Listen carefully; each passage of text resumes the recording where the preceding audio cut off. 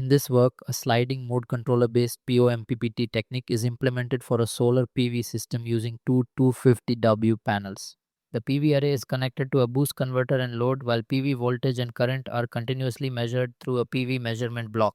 Based on these signals, the PO MPPT algorithm calculates the operating power and generates a reference voltage for maximum power extraction.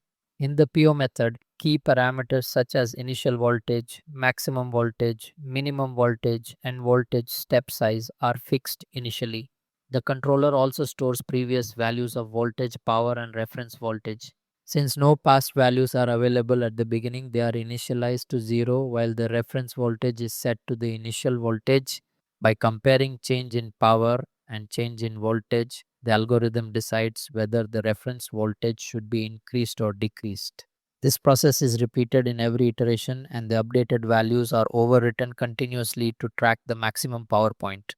The generated reference voltage is then compared with the actual PV voltage, and the error along with its rate of change is applied to the sliding mode controller. The controller output is processed through a hysteresis relay which produces switching pulses for the IGBT of the boost converter. The irradiation is varied as 1800, 600, and 400 ohm to at intervals of 0, 2 seconds, and system responses such as PV power, PV voltage, load voltage, PV current, and load current are observed.